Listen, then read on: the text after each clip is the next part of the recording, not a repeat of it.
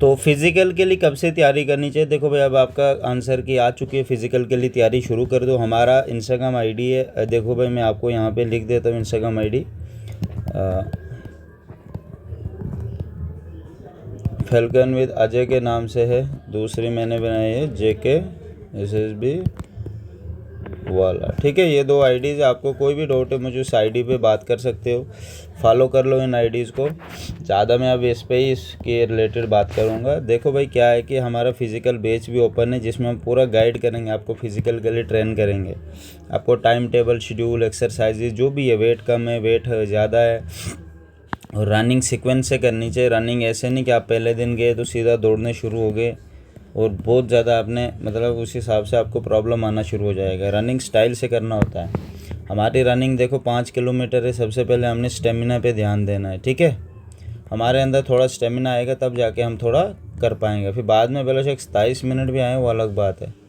फिर हम 27 मिनट आए, हम हर रोज़ खींचते रहते हैं कि हमें 20 सेकंड नीचे आना है, 20 सेकंड नीचे आना है, ठीक है। ऐसे ऐसे करके इंसान के अंदर आगे आगे टाइम जैसे दिन बढ़ते जाते हैं वैसे स्टेमिना आता है, वैसे जोश आता है और कॉन्फिडेंस बढ़ता रहता है, ठीक है।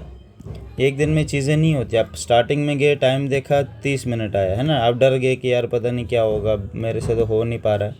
बहुत सारी चीज़ें होती है, पर आपको गाइडेंस बहुत इंपॉर्टेंट चाहिए, क्योंकि गाइडेंस के बिना आप नहीं रनिंग कर पाओगे। आप जितनी भी करोगे ना, आप करिए, एक दिन जाओगे, स्टार्टिंग में हमने करनी होती है पहले इतनी की रनिंग, फिर इधर आराम आराम से ऐसे पैरे ऊपर ऊपर चढ़ने होते हैं। यहाँ पहुँचने के लिए एकदम से ऐसे नहीं चढ़ सकते आप, एकदम थक जाओगे आप, ठीक है। आराम से एक दिन ऐसे ऐसे करके हमने इस लाइन तक पहुंचना होता है, और आपका बहुत बढ़िया स्टेमिना बन जाएगा। मैं गारंटी देता हूँ, आपको इशू ही नहीं आएगा। बस आपको फॉलो करने पड़ेंगे हमारे रूल्स।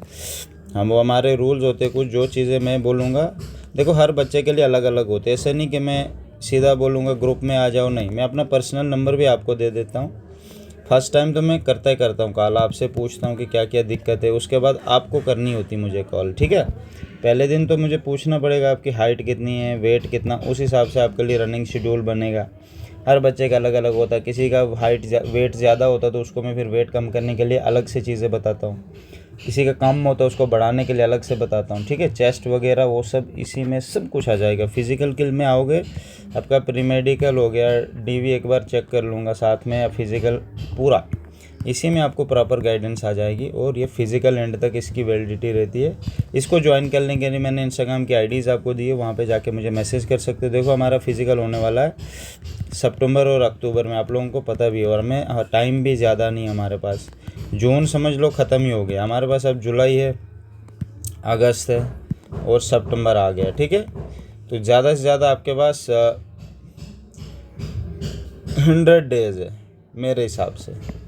लास्ट ईयर भी 104 डेज़ के बाद आपका फिज़िकल हुआ था, मतलब आंसर की आने के 104 डेज़ बाद।